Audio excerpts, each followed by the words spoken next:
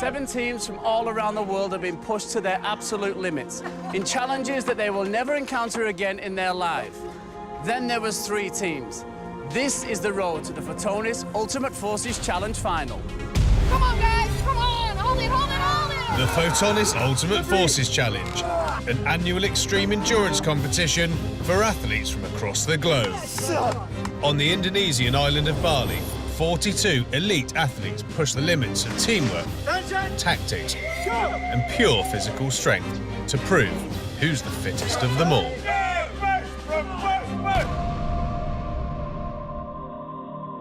Seven teams from 6 countries began the Photonis Ultimate Forces Challenge, right here on this boat anchored off the beautiful Balinese coastline.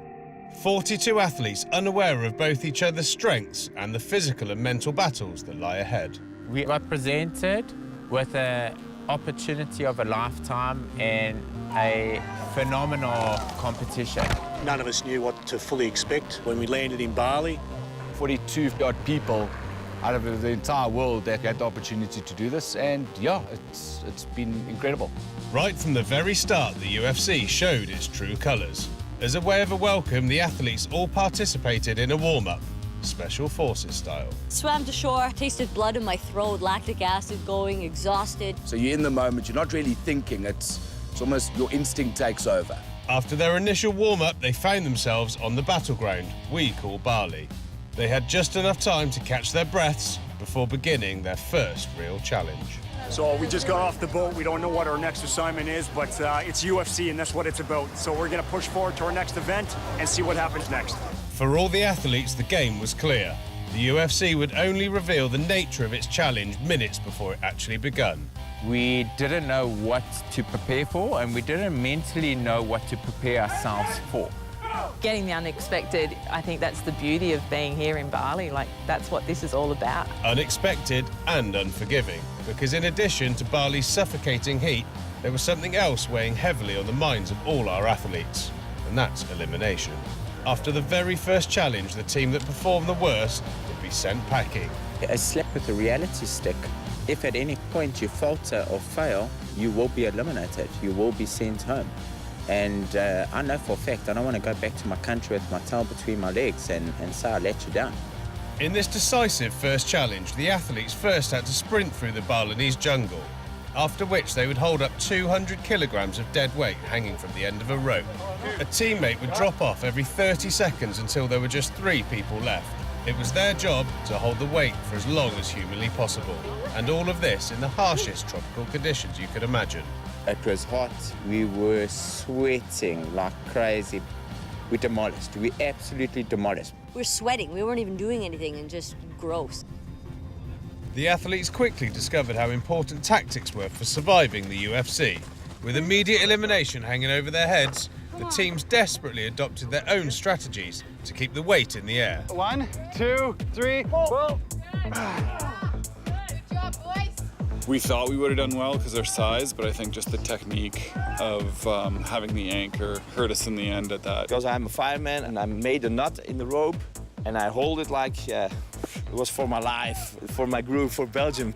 Different tactics, very different results. I just reefed it down and I wrapped my legs around the pole and was just kind of hanging like a monkey, basically. Chris was taking up all that extra oomph right there. He probably was holding Stephanie up in the air as well.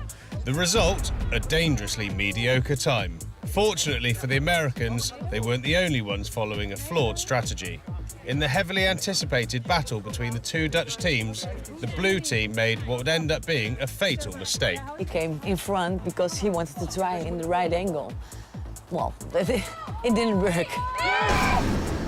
The South Africans, on the other hand, immediately revealed themselves to be the team to beat by managing to keep the weight up for a staggering 12 minutes. Your mind is telling you let go.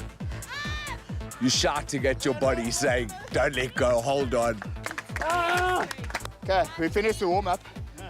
Bring the real stuff. We smashed it. We absolutely smashed it. But while Team South Africa brought their best game to Bali, the blue team from the Netherlands could do little more than lick their wounds. After just 1 day on the island, it was time to go home. This is the game we want to do. This is the Ultimate Forces Challenge. This is where we trained for. And now it's over. But this is the reality of the Photonis Ultimate Forces Challenge. And while the team from the Netherlands retreated to pack their bags, the remaining 6 teams had to queue up for the next challenge. Oh my God! With only a single respirator to share, the teams had to solve a puzzle while underwater. We're pumped, thought we had this nailed. Quite a challenge in its own right, but one that became so much more difficult after every passing minute. The weather was proving extremely erratic. Team Orange of the Netherlands was the last to enter the water, when the conditions were probably at their worst. You just couldn't breathe. It was just my breath. But they seemed to suffer more than the others. Even Inga, one of the Dutch team's strongest swimmers, was visibly shaken by the rough water. Soon after, UFC officials decided to cancel the challenge due to safety concerns. We don't want any accidents. The teams, of course, respected the judge's decision, but the repercussions weren't over. Inga and the others from Team Netherlands were so shaken up by the event that they made the unprecedented decision to withdraw from the challenge entirely. I drank the whole sea, I guess. In just one day of the UFC, the number of teams dropped from 7 to only 5.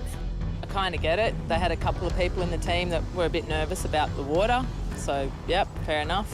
We came here to do stuff that puts us out of our comfort zone, and even if it's hard, you've got to try it. Just 2 challenges into the competition and 2 teams already eliminated, this is the UFC at its finest. With 5 teams remaining, each challenge is getting tougher and tougher.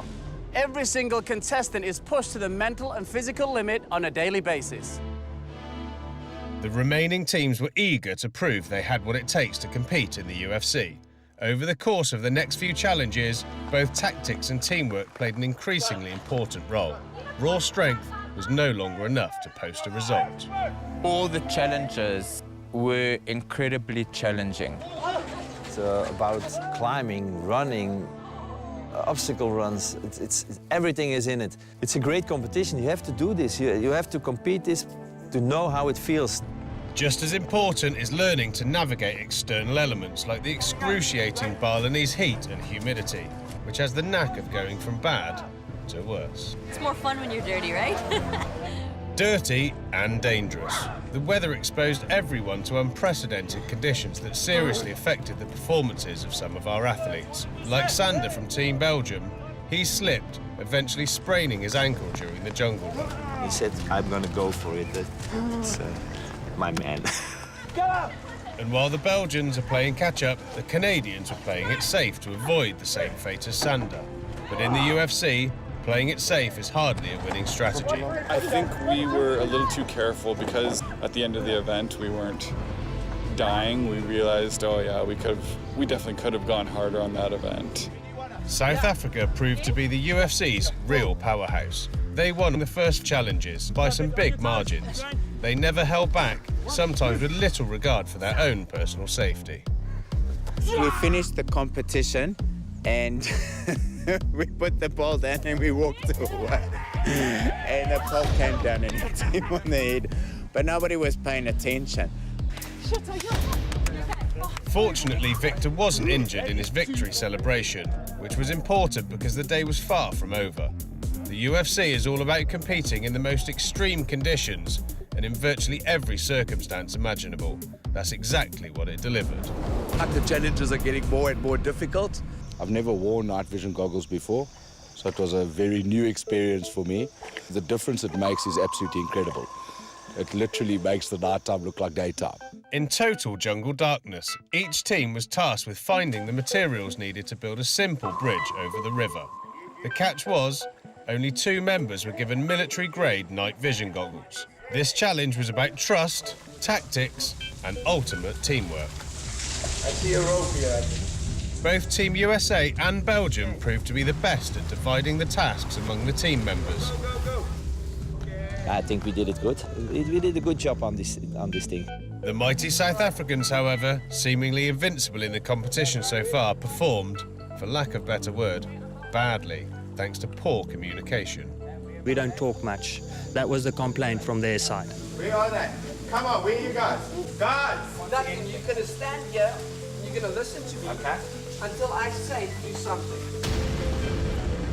We couldn't plan around this obstacle. There was no tactic. Once we were in it, we were just winging it.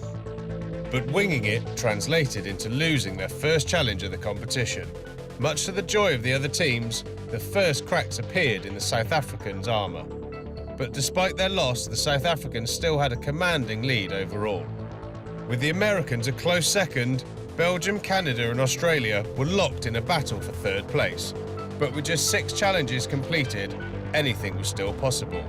And for the time being, it was smooth sailing for the leaders of our pack, South Africa. I think it's because of what we do, and we always put ourselves out there, pushing ourselves mentally and physically.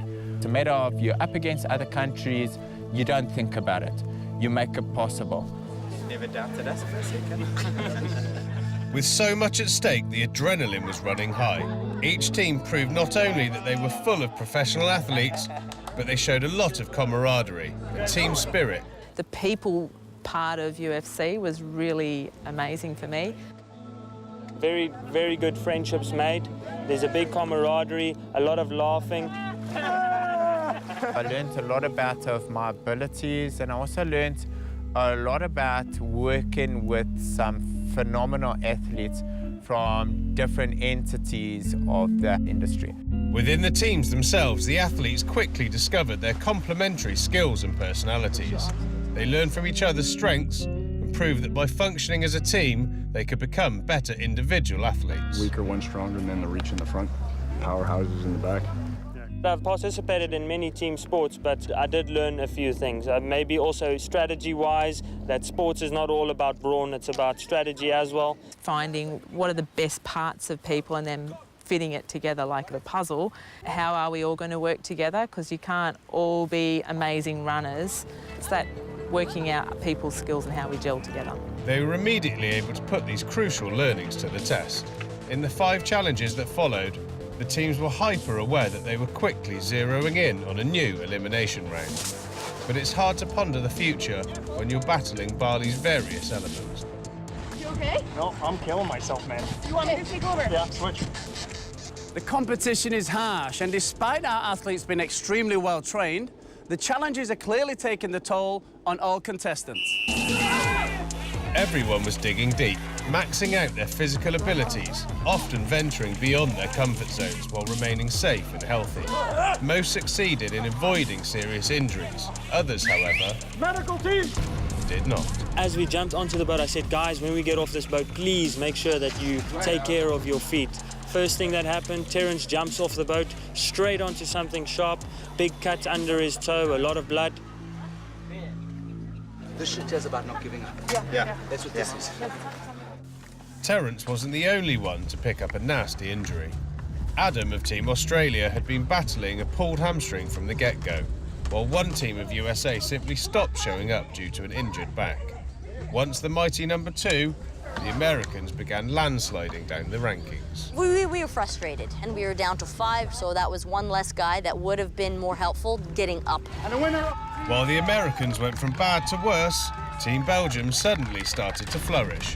But the excruciating competition was beginning to take its toll. Having 5 is a definite fallback for us. It's another challenge in itself. While in hot pursuit of South Africa just a few challenges earlier, the fewer numbers and fatigue began to seriously influence their place in the rankings. We were trying to get a game plan together, also being odd numbered, just trying to see how we're gonna make this event work. You want to get the smallest girl to do this? We already had another guy on our team kind of bitch out for no reason, so that's frustrating to me. That's, you know. The next possibility to gain back some ground was during an excruciating 2.5-kilometre relay race that involved the athletes having to run, swim and scale various obstacles. Lasting more than an hour, they had to dig deep into their reserves to battle both themselves and the excessive Balinese heat. The run was a lot harder than I thought it was going to be. This challenge also turned out to include a heavy dose of psychology. A few teams, namely Belgium and Canada, decided to deliberately avoid obstacles, happily accepting time penalties for a psychological advantage over their opponents. Ran onto the second one, and Canada decided to run straight under me. I didn't know that this was going to happen. I thought every team was going to try all the obstacles. He messed with my mind, disappointed in myself that I was outsmarted. Playing mind games with Victor. And Paul's plan worked perfectly. Team USA, however, continued to struggle. With Rodney no longer able to compete, Kyle took it upon himself to compete in the relay race. Twice. You know what? The first obstacle, I knew that I was in trouble because it was way more difficult than I thought. I still was able to make it up over that obstacle, but I was gassed after that. Next one, let's go. Good push. Kyle wasn't the only athlete to double down. Eva from Team Belgium also filled the void left behind by a sick teammate. Bianca was a bit sick, so we let her out. So that means I had to run twice. But while Kyle struggled, as I proceeded through the course, the second obstacle I actually didn't make it up, but I wasted a lot of energy. Eva solidified her status as Team Belgium's MVP. Felt even better the second round than the first. Eva, what a little jet. You know, really impressive. She's very young, very fit, very strong in the mind. With her stellar double performance, Eva helped Team Belgium to victory and even turned them into a force to be reckoned with in the coming challenges. Team USA, on the other hand, was a parody of their former selves. At the cargo net, their fiercest competitor, Stephanie, pushed herself a little bit too far. This led to a near catastrophic result. While she was able to finish the race, her fall turned out to be the nail in Team USA's competition coffin. There's already something here previously. Yeah, I broke 9 bones in it 2 years ago, so it's sort of a... So it's a recurring thing? Yeah, probably didn't hold up as well, but... That puts Team USA down to 4 now. I think we're gonna have to bail. I think we're gonna have to... Really? Yeah. You can't continue the competition with... Doesn't look like it. You know what? This is a team event. We're down to 4, and we just can't compete with 4 anymore. So that's what, the end of it. We're out of the competition. It was gutting to see them have to pull out like that. They were a very, very strong team. They're brilliant people, really, really nice people. And it was sad to see them go. It was really, really sad to see them go. And just like that, Team USA were out of the competition. Moving up a spot each were a resurgent Belgium, followed by an Australian team that seemed to be finally finding its stride. The Canadians may have moved up a spot, but if they were to survive elimination, they'd have to adopt a now or never mentality. Team South Africa, while still on top, seemed to be slacking. We boasted and bragged every single day, and we had bragging rights. And now all of a sudden we were losing these bragging rights, and we were making a mockery of ourselves by losing. Just hearing the other countries just take a dab at us was what drove us to push that much harder and go for victory. With only 4 teams left, the Fotonis Ultimate Forces Challenge is reaching boiling point, with only 3 teams progressing to the grand final. With 10 challenges completed and just 4 teams left, the tension was clearly rising. The final elimination round was on everyone's mind. With only a few challenges remaining, it was looming in the near future. It's always on your mind when you know there's an elimination coming up, but you don't focus on that because that's all you'll think about. You focus on each challenge as it comes. Easier said than done, especially when you have a 4-point lead over your nearest rival, Team Canada. But it's never a smart strategy to underestimate your opponent. We knew we were near the bottom of the pack, so we just wanted to keep moving up one spot to really stay in the competition, really. We know where we are in the standings, and I think need a little bit of a miracle. When you get placed in a situation like that, it's fight or flight. You know, you survive. The Canadians had one advantage over the other teams, and that was good health. Throughout the competition, they have been immune to the injuries and illnesses that have slowed down the other teams. We actually joke about it. I think we're the only team that has had all 6 ready to do every single one. If this competition lasted a couple more weeks, maybe we'd keep climbing, because I think it's a battle of your immune system, injuries. I think everyone's, a little bit scratched and bruises, but very, very minor compared to maybe some of the other teams. An ideal starting point for the last challenges leading up to the final elimination round. And it did prove to be an advantage for Team Canada as they faced a wide variety of obstacles, locations and mind-blowing stunts.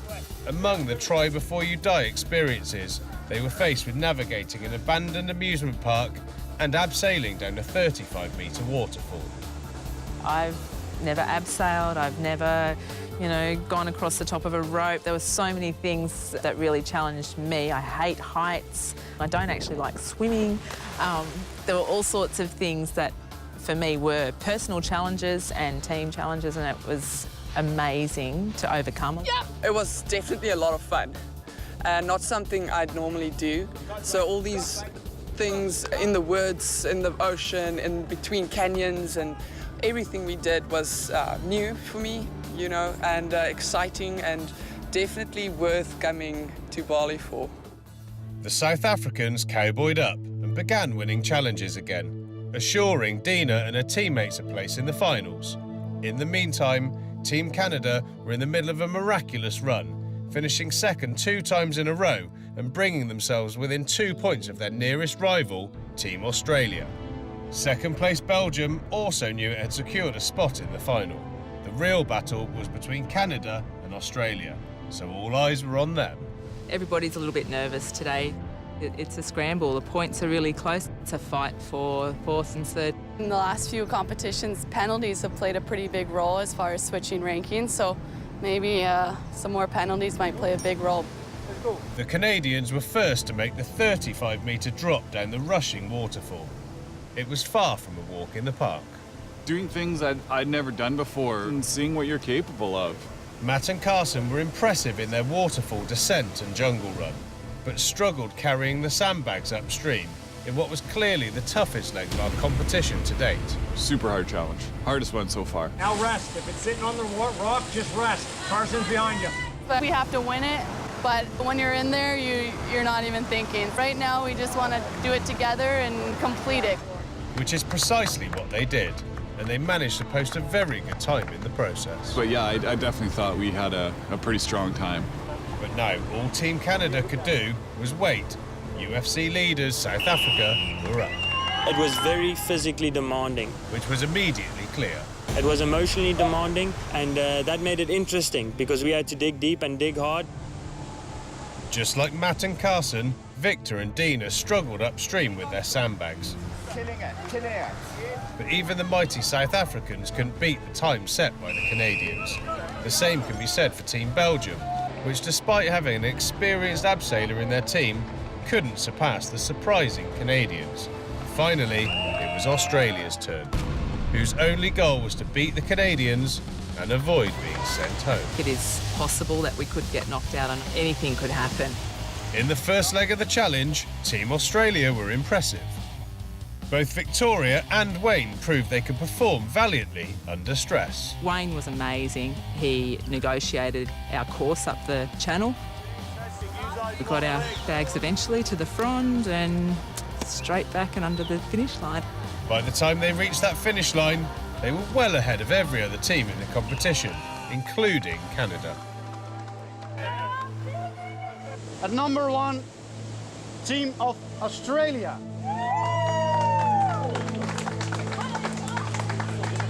Fantastic for us, Team Australia first, and that actually bumped us up to overall second ranking, which was really, really exciting. But yeah, of course, then that also meant that somebody had to go.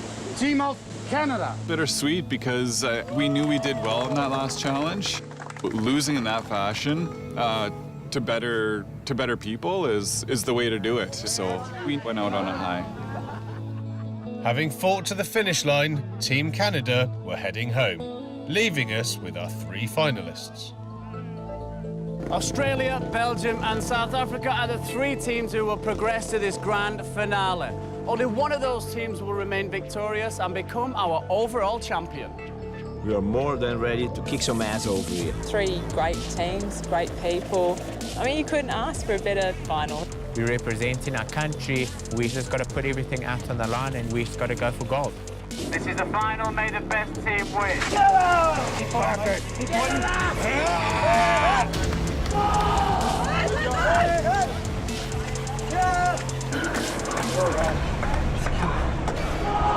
Watch the finale of the Fatonis Ultimate Forces Challenge right here on Insight.